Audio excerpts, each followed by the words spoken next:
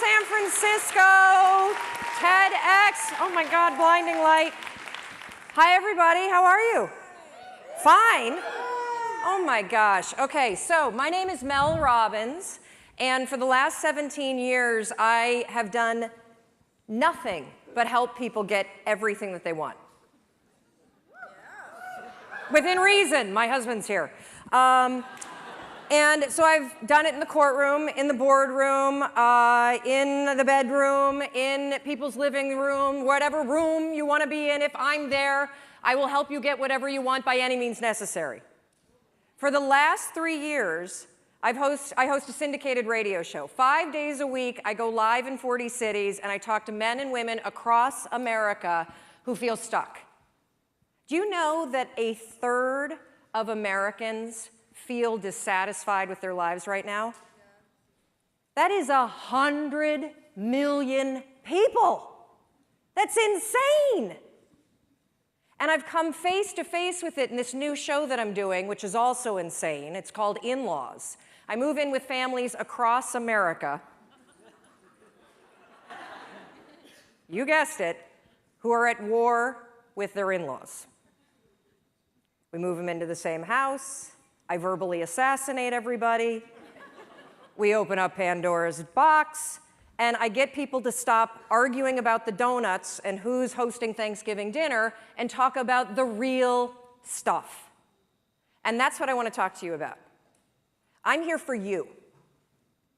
I'm going to tell you everything I know in less than 18 minutes about how to get what you want. So I want you to take a millisecond right now, and I want you to think about what you want. You. And I want you to be selfish. Screw Simon and the we thing. This is about me, right now.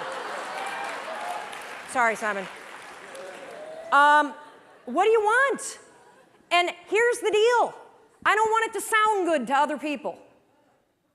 Being healthy will not get your ass on a treadmill. Losing your man boobs so you could hook up with somebody, now that's motivation. So I want to know, what do you want? Do you want to lose weight? Do you want to triple your income? Do you want to start a nonprofit? Do you want to find love? What is it? Get it right here. You know what it is. Don't analyze it to death. Just pick something. That's part of the problem. You won't pick. So we're going to be talking about how you get what you want. And frankly, getting what you want is simple.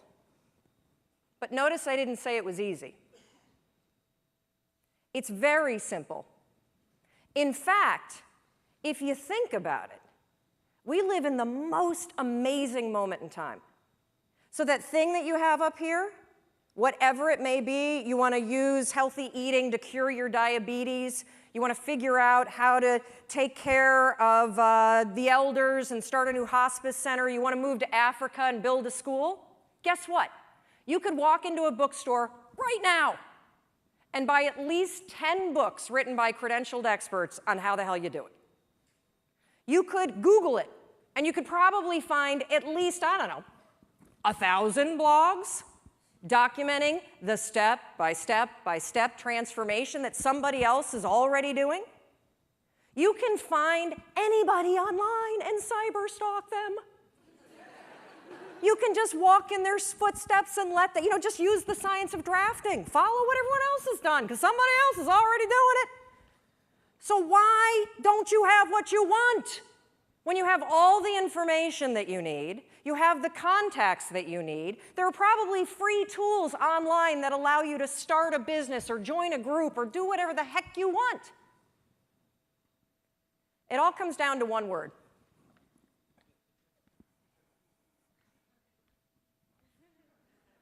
Shut the front door. You know what I'm talking about? The F-bomb. It's everywhere. You hear it all the time, and I honestly don't understand what the appeal is of the word. I mean, you don't sound smart when you say it. And it's really not expressing how you really feel. It's sort of a cheap, shot to take. And of course, I'm talking about the word fine. How you doing? Oh, I'm fine. Oh, really? You are? Dragging around those extra 40 pounds? You're fine? Feeling like roommates with your spouse? And you're fine?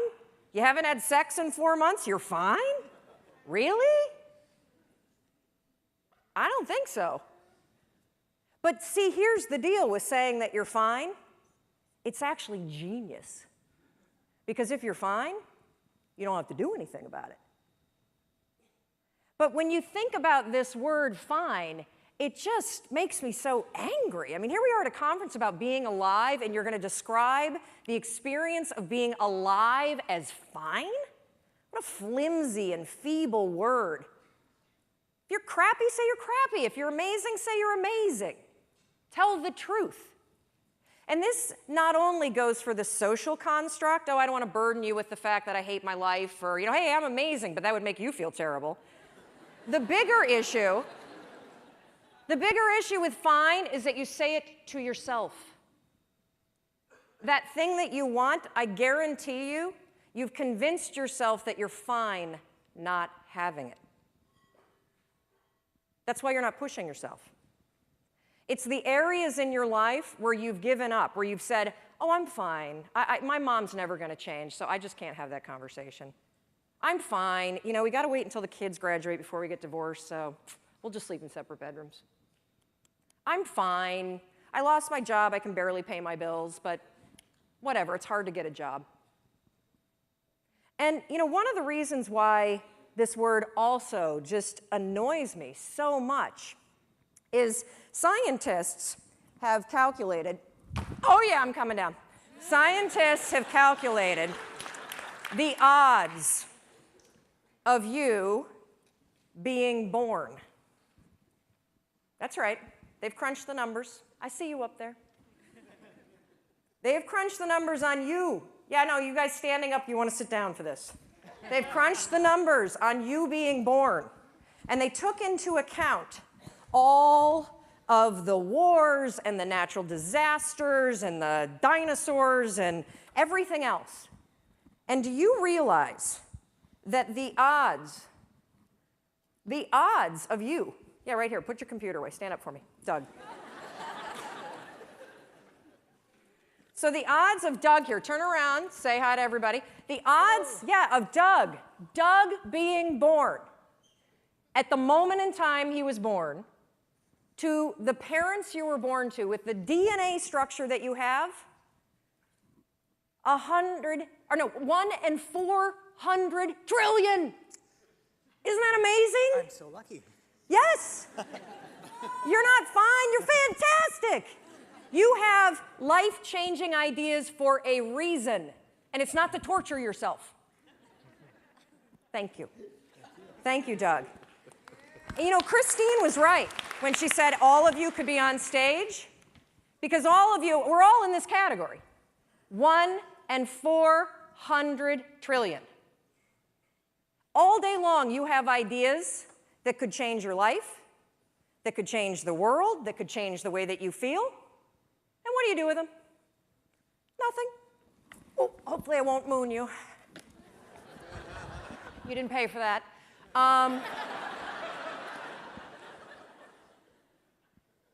And I want you to just think for a minute, because we all have, I love to use the analogy, the inner snooze button. You have these amazing ideas that bubble up, right? You've been watching people all day, and I guarantee you, ping pong balls, boom, boom, boom, boom, boom, boom, boom. You've got an idea, oh, I should do this, I should do that. And every time you have an idea, what do? Boop, hit the snooze. What's the first decision you made this morning? I bet it was to go back to bed. Yep, the first decision today, I'm 1 in 400 trillion, I'm gonna go back to sleep. And I get it. Your bed is comfortable. It's cozy, it's warm. If you're lucky, you've got, somebody that you love next to you. Or in my case, I've got my husband and my 2 kids and possibly the dog. And the reason why I'm bringing up this first decision that you made today and the inner snooze alarm is because in any area of your life that you want to change, there's one fact that you need to know. Just one. You're never going to feel like it. Ever. No one's coming. Motivation isn't happening. You're never going to feel like it. Scientists call it activation energy. That's what they call the force required to get you to change from what you're doing on autopilot to do something new. So try this test tomorrow. You think you're so fancy. I know you're attending TED. Try this. Tomorrow morning, set your alarm for 30 minutes earlier. And then when it goes off, take those sheets, throw them off, and stand up and start your day. No snooze, no delay, no I'll just wait here for 5 seconds because Mel's not standing here. Do it. And the reason why I want you to do it is because you will come face to face with the physical, and I mean physical, force that's required to change your behavior. Do you think that somebody who needs to lose weight ever feels like going on a diet? Of course not. Do you think they ever feel like eating boiled chicken and peas instead of a croissant? I don't think so. The activation energy required to get your ass away from your computer and out your front door to go on the walk you said that you were going to go on is the exact same amount of force that it takes you to push yourself out of a warm bed and into a cold room. What's interesting about being an adult is that when you become 18, nobody tells you that it's now going to be your job to parent yourself. And by parent yourself, I mean it's your job to make yourself do the crap you don't want to do so you can be everything that you're supposed to be. And you're so damn busy waiting to feel like it. And you're never going to. My son never feels like getting off his DS. That's my job. Get off the damn DS. Kendall, clean up the Barbies. If you're going to have a nude party in my bathroom, at least clean it up. God, chew with your mouth closed. We're not in a barn for crying out loud. All right, dinner's coming. Get out of the pantry. As parents, and you were a kid, your parents make you do the things you don't feel like doing because you won't. Ever. Not now, not then, not ever. And even when you get good at something, you'll figure out something else you don't want to do. And then you'll plateau out and you'll get bored and you're like, I hate this job, it's boring. But will you look for a new one? No, you'll just bitch about that one. It's very, very simple to get what you want, but it's not easy. You have to force yourself. And I mean force. And the reason why I use the word force, when Roz was up here and talking about the emotion tracking, and she had the picture of the two sides of the brain, I look at the brain the exact same way. Only I describe one side of your brain as autopilot, and the other side is emergency brake. That's the only two speeds you get. Autopilot, emergency brake. And guess which one your brain likes better? Autopilot. You've had the experience where you've driven to work, right? And you get there and you're like, oh my God, I don't remember driving here. You weren't drunk. That was your brain on autopilot. It was functioning just at this level. And the problem with your mind is that anytime you do anything that's different from your normal routine, guess what your brain does? Emergency brake. And it has that reaction for everything. Everything. You walk into the kitchen and you see everybody's left their breakfast dishes for you. And you think for the 100th time, I'm going to kill them. In fact, I'm going to leave them here and I'm going to make them do it. But that's not your normal routine, is it?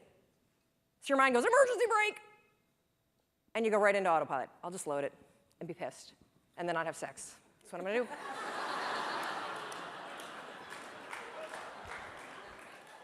So when I say force, anything that's a break from your routine is going to require force. And if you think about your life, it's kind of funny because we are kids, and then we become adults, and we spend so much time trying to push our life into some sort of stable routine, and then we grow bored of it. You wake up at, the same time every day, you have largely the same breakfast, you drive to work the same way, you show up at work, you look busy, you avoid making calls, you update Facebook, you attend a meeting and doodle the whole time, you go back and update Facebook, you make plans for the evening, you look busy some more, then you drive home the same way, eat largely the same dinner, or variety of it. You watch the same kind of media, and then you go to bed and do the same thing all over again. No wonder you're bored out of your mind. It's the routine that's killing you. I have this theory about why people get stuck in life. So most of you have probably taken your basic Psych 101 class, and you've bumped into Andrew Maslow's hierarchy of needs. Well, your body is kind of cool because you have these basic needs. And your body is wired to send you signals.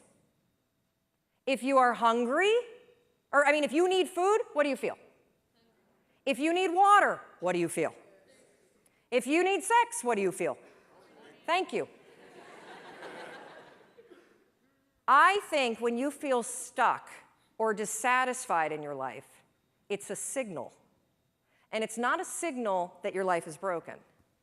It's a signal that one of your most basic needs are not being met. Your need for exploration.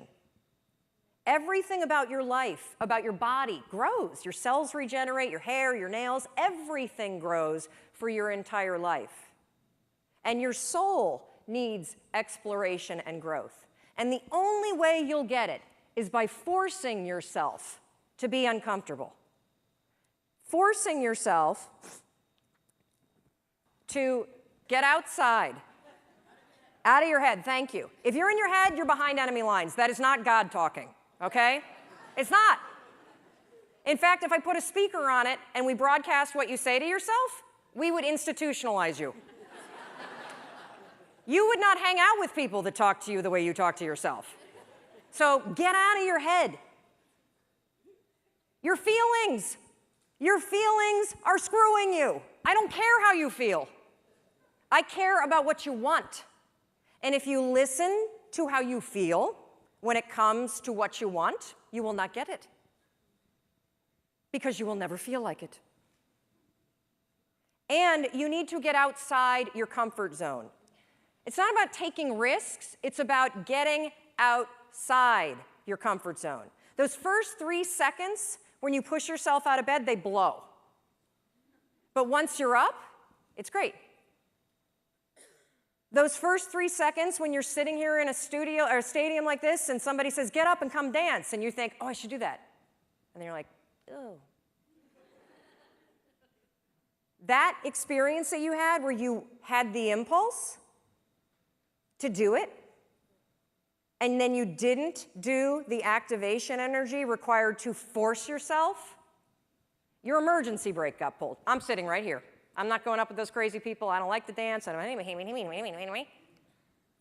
what happened for me is I came up and I bumped into Rachel, and then we started talking, and next thing you know, she's tweeting.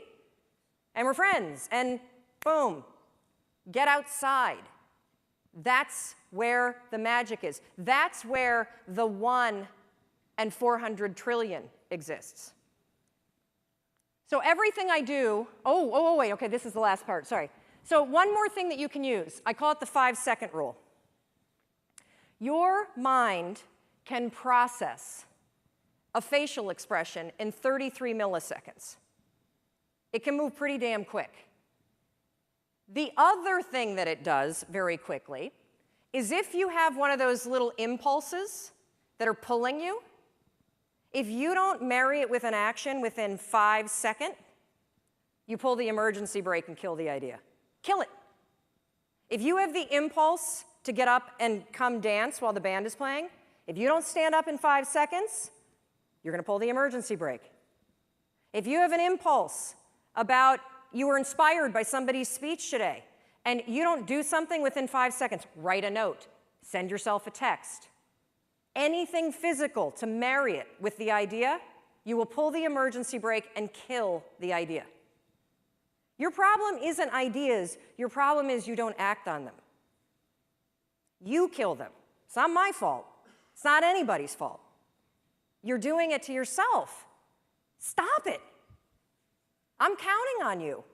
1 in 400 trillion. You got stuff to do. And it's not going to happen in your head. So I want you to practice this today. When we go off to party, thank God it's coming soon, because I think we all could use a cocktail. I want you to practice the 5-second rule. You see somebody and you think you have that impulse, they look interesting. Walk over there. You were inspired by somebody and you have a request, make it. That's why you're here. Experiment with it, and I think you'll be shocked about what happens. And one more thing, I want you to know that everything that I do, whether it's the radio show or the television show or the book that I wrote or the column, it's for you. And if there is anything that I can do, if I can do anything to make you do the things you don't want to do so you can have what you want, I will do it. But you need to walk over, you need to open your mouth, and you need to make the request. You got it? Good. Go do it.